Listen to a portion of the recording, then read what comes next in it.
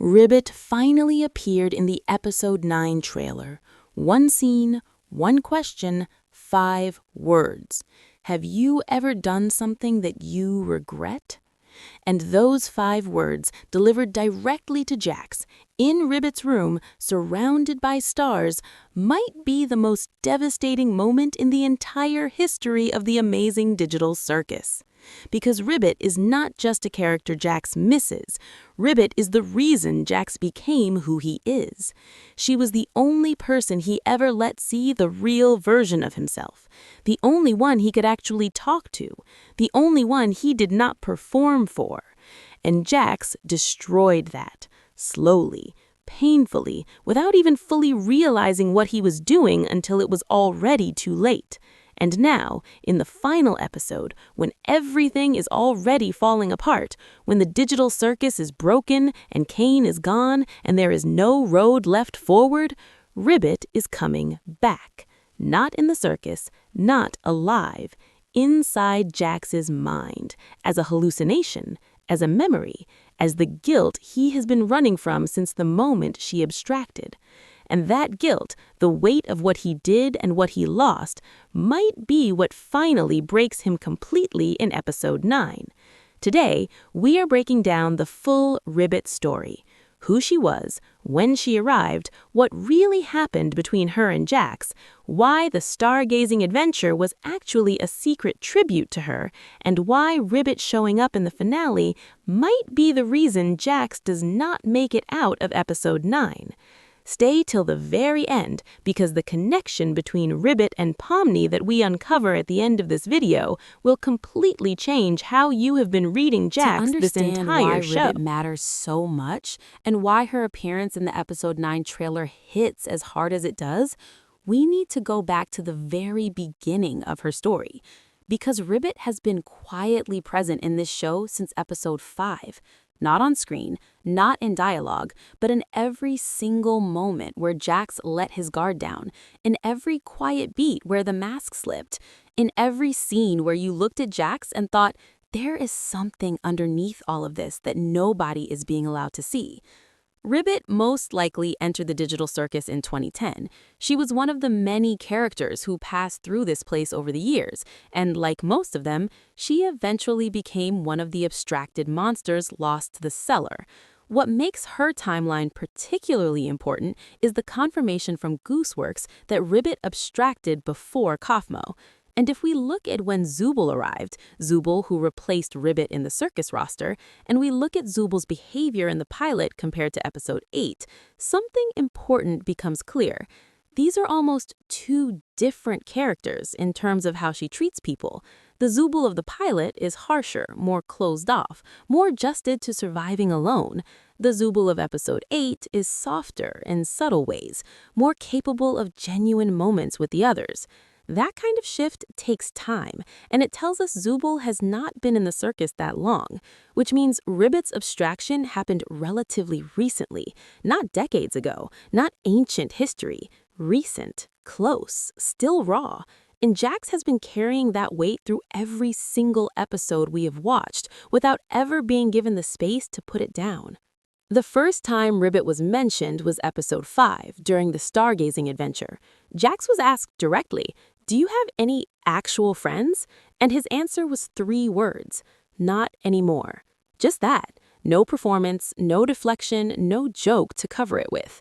3 words that landed like a door slamming shut on something enormous. And at that time, most people heard it and moved on. But now, after everything we know, those 3 words are the most honest thing Jax has said in this entire show. Because he was not talking about the circus in general.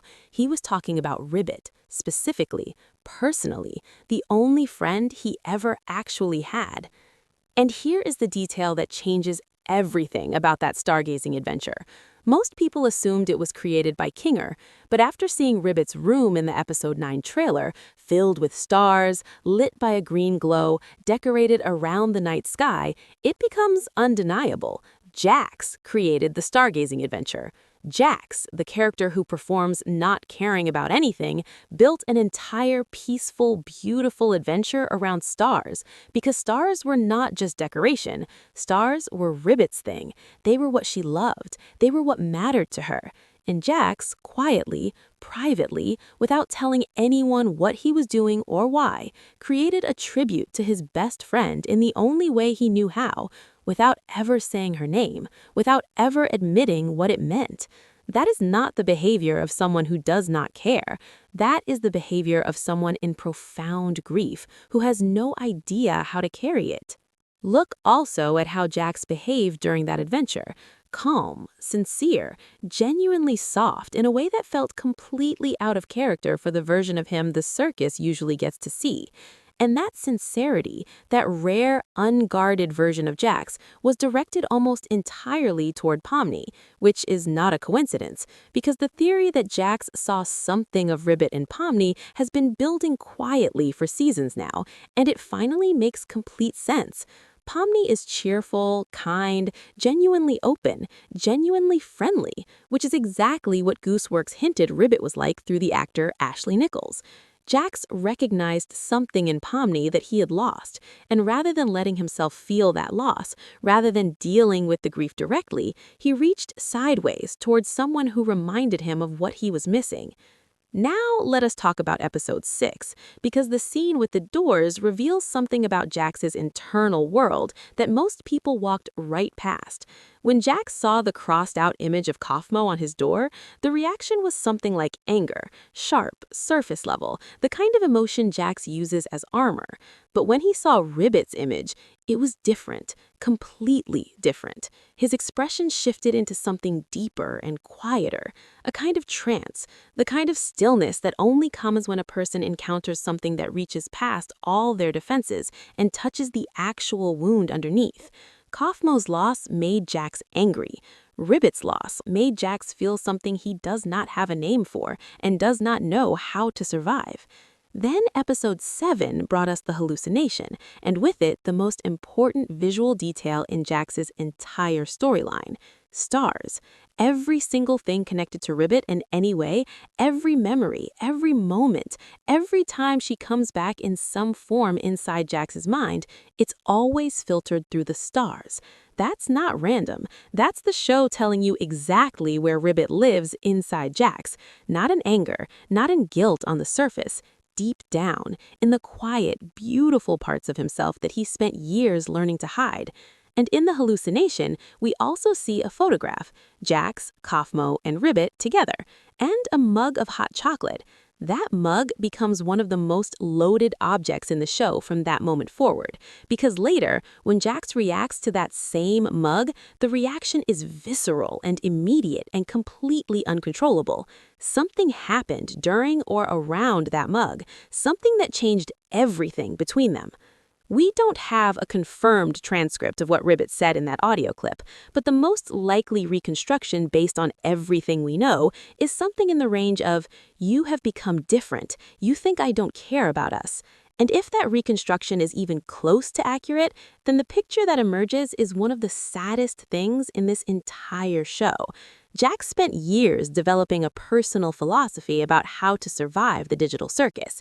He believed that every character needed to stick to their archetype, to play a specific role in order to hold themselves together. The cheerful one, the grumpy one, the crazy one, the funny one.